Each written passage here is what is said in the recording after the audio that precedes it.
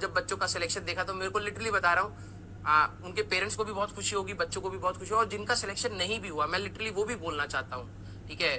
क्योंकि हम लोग जब इसमें होते हैं ना, जिस दिन रिजल्ट वाला दिन होता है तो कई बच्चों को लगता है यार मेरा रिजल्ट नहीं आया तो आज सर हमारे साथ नहीं खड़े हैं। आपके अंदर भी ऐसा फीलिंग हो सकता है, लेकिन मैं आपको बता रहा हूँ, आप ये इमेजिन करिए कि जब आपका सिलेक्शन होगा, और आप क्या नहीं चाहेंगे कि आपके साथ वो टीचर्स खड़े हो, राइट, आप भी चाहेंगे।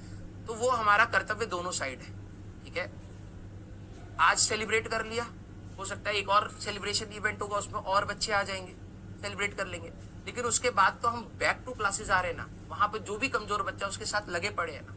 हमें पूरा 2 साल 1.5 साल 3 साल लगे रहना पड़ता है बच्चे के साथ उस एक दिन के लिए।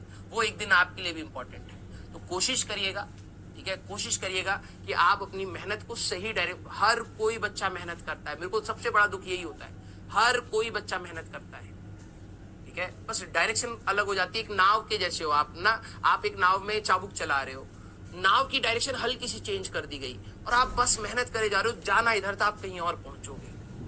इस चीज का दुख होता है, इसलिए मैं आपको बार बार कहता हूँ जब क्लास चल रही है फुल कंसंट्रेशन, वो बार बार रीडायरेक्ट करना बहुत जरूरी है।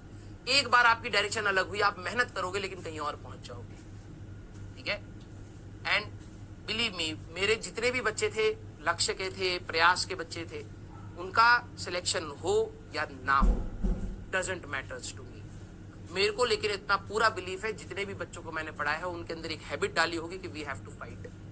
हम लोग जिस फैमिली बैकग्राउंड से, ठीक है, आप कहोगे सर आप तो उस फैमिली बैकग्राउंड में नहीं हो, आप मिडिल क्लास में नहीं हो, एग्री टू दैट पॉइंट, लेकिन मैं जहां से उठ के आया हूँ वो मिडिल क्लास बैकग्राउंड था। कुछ कुछ अच्छे दिन भी थे जब हमारा बिजनेस था, अच्छा चलता था, तो मैं फील करता था कि मेरे पास स्पेंडिंग पावर है, और किस किस दिन ऐसा था कि भाई साहब लिटरली बता रहा हूँ खाने के भी लाले आ जाते, ठीक है।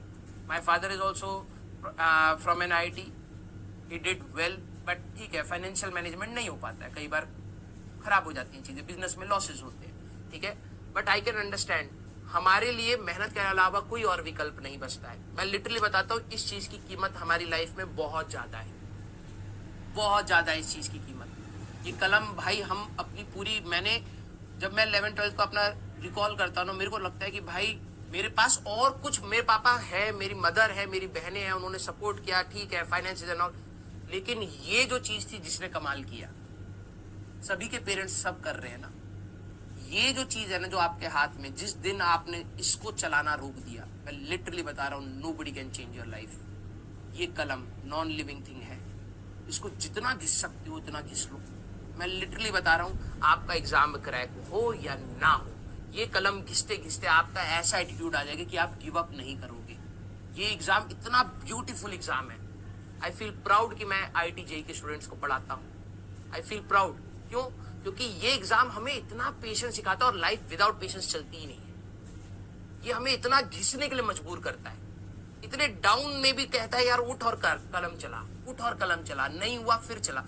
ये खूबसूरती है इस एग्जाम की, और ये खूबसूरती है इस कलम की। इसको अपना दोस्त बनाइए और दिन रात कलम घिसते चले जाइए, जितना सीख सकते हो सीख लो। मैं लिटरली बता रहा हूँ कि आप बेटर पोजीशन पर ही आएंगे, रैंक डजंट मैटर। ये एटीट्यूड अगर आपने इस तैयारी में से सीख लिया, सारा खेल इस चीज का है, सारा खेल इस चीज का है, ठीक है।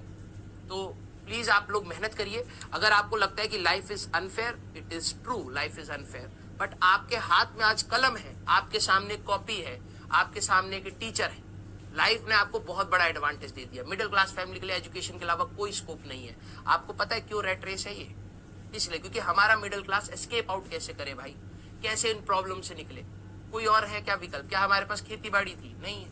हमारे पास सिर्फ एक विकल्प है कि हम इस कलम से घिस ले, कुछ चमत्कार हो जाए तो हो जाए। तो हम हिट एंड ट्रायल में है, ये बात एग्रीड है, लेकिन हिट एंड ट्रायल से कभी कभार तो मौका मिलेगा ना यार, ठीक है। तो आप बस इसको मत रोकना। मेरा तो बस आप लोगों से यही है कि बस इसको मत रोकना, इसको चलाते रहना। डेफिनेटली बता रहा हूँ, इट विल गिव वंडर्स। मेरे साथ तो हुआ है, मैं तो इसकी बहुत कदर करता हूँ, ठीक है। तो मेरी लाइफ तो इस कलम ने बनाई है, आपकी भी बना देगा, मुझे तो यही लगता है, ठीक है। यस, लाइफ इज अनफेयर बेटा, so true, so true. But उससे ज्यादा बुरा पता है क्या है? उससे ज्यादा बुरा ये है कि आप जानते हुए कि life is unfair and you are doing bad to yourself. वो तो और वर्स्ट है। ठीक है, हम अंबानी के घर में पैदा नहीं हुए, लेकिन हम बन तो सकते ही है ना, कोशिश तो कर ही सकते हैं।